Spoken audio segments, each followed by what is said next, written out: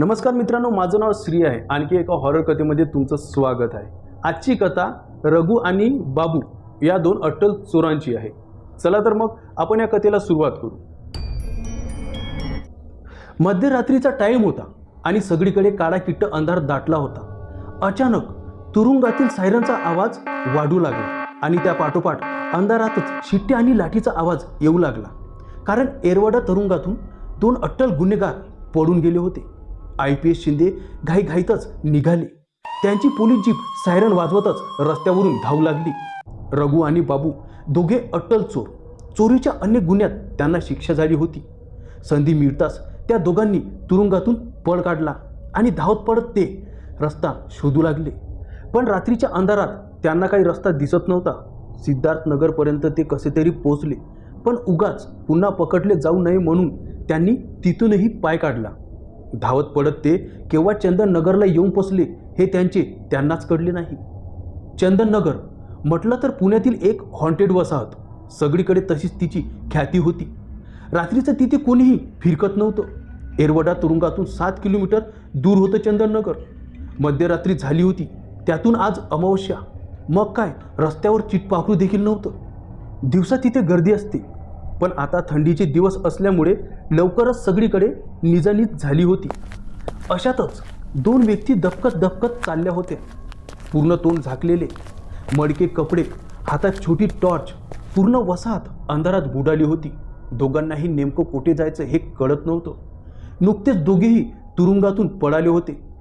कसेही करून त्यांना सकाळपर्यंत आसरा हवा होता। तसेही ते धावून दमले होते। या वसाहतीची त्यांना काहीही माहिती नव्हती। रात्रीचं चंदन नगर अगदीच भयानक वाटत होते। वाऱ्याचा तर कुठे मागमूसही नव्हता। सावधगिरीने एक एक पाऊल टाकत ते दोघे जागा शोधू लागले। चालताना ते आपल्या पावलांचा आवाज होऊ नये म्हणून काळजी घेत होते। इतक्यात त्यांना आपल्या मागून कोणीतरी येत आहे असं जाणवलं। कोण असेल? त्या थंडीतही दोघांना घाम फुटला होता। तसे ते भराभर चालण्याचा प्रयत्न करू लागले, पण त्याबरोबर मागे जे कोणी होतं तेही खूप वेगाने त्यांच्याबरोबर चालू लागलं। एका वळणावर दोघेही दम घेण्यासाठी थांबणार इतक्यात त्यांची नजर मागे गेली। काही अंतरावर एक छोटी मुलगी हातात बाहुली घेऊन उभी होती। इतक्या रात्री ही मुलगी? असा विचार करून त्या दोघांनी इकडे तिकडे पाहिले, पण तिच्यासोबत कोणीच नव्हते आणि दूरपर्यंत रस्त्यावर सुद्धा कोणी नव्हते। दोघेही घाबरून गेले। आपण कुठे येऊन पोचलो असं त्यांना वाटू लागलं। पण त्या दोघांमध्ये रघु जरा धीट होता। तो थांबला आणि तिच्याकडे जाऊ लागला। ती मुलगी एकटक त्या दोघांकडे बघत होती। तिचा पांढरा फ्रॉक रक्ताने माखला होता। कपाळावर मोठी खोक पडली होती, त्यातून रक्त वाहत होते। तिचे डोळे एकटक समोर बघत होते।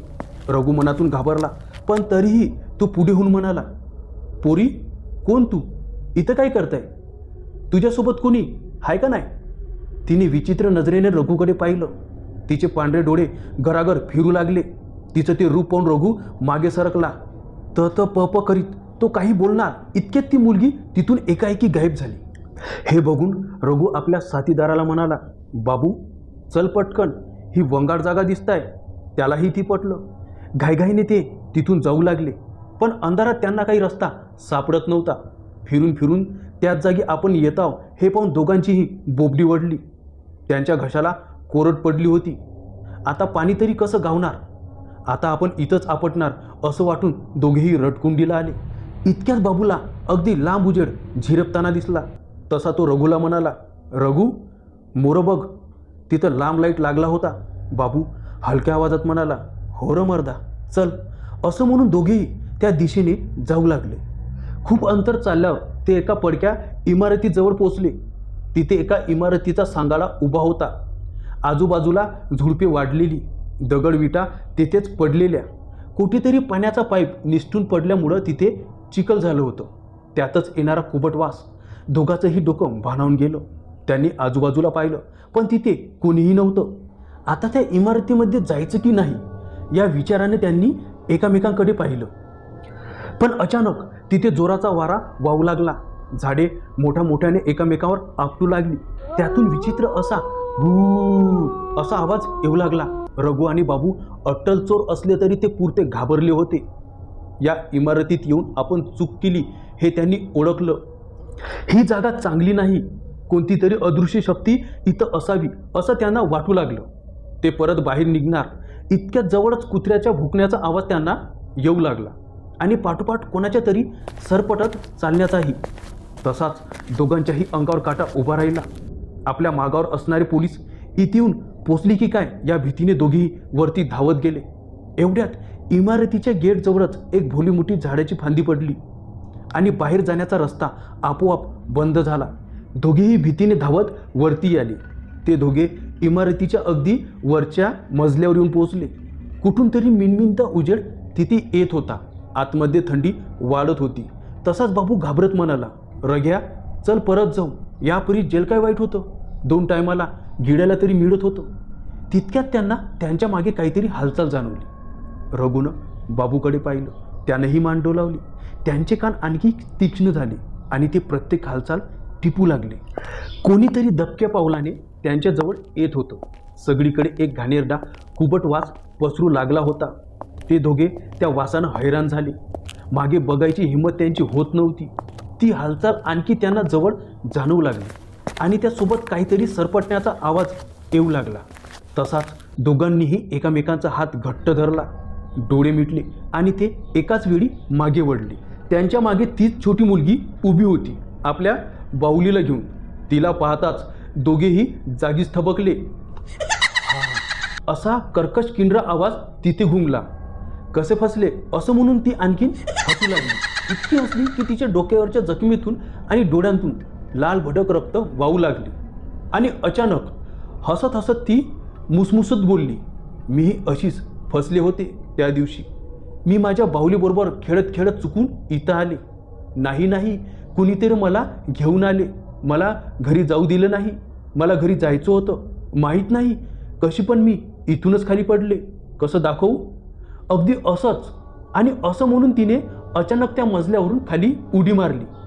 ढाप असा जोरात आवाज आला. क्षणभर दोघांना काय झाले ते कळलेच नाही. थोडे भानावर येताच वेगाने ते त्या इमारतीच्या टोकावर येऊन उभे राहिले व खाली वाकून बघू लागले. दुसऱ्या क्षणी ती लहान मुलगी पुन्हा तिच्या बाहुलीसकट वर येऊन उभी राहिली. तिचा गोल चेहरा भयानक वाटत होता.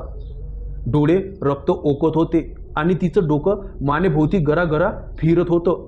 हळूहळू सरपटत ती त्या दोघांच्याही मागे अलगद येऊन उभी राहिली. तिच्या शरीरावर खूप जखमा दिसत होत्या.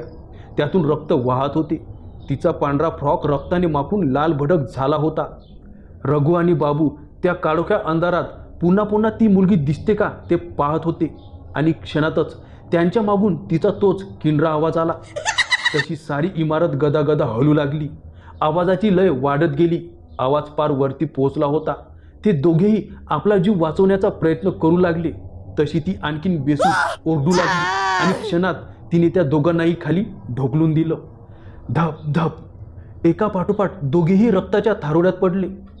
पहाट झाली. चंदननगरमधील माणसे रस्त्यावर गोळा झाली. रस्त्याच्या मधोमध दोघांचेही मृतदेह पडून होते. अंगावरच्या जखमा अगदी ताज्या होत्या. घटनेची खबर पोलिसांना मिळाली. खबर मिळताच पोलीस जीप तिथे येऊन पोहोचली. शिंदे पोलीस गाडीतून उतरले.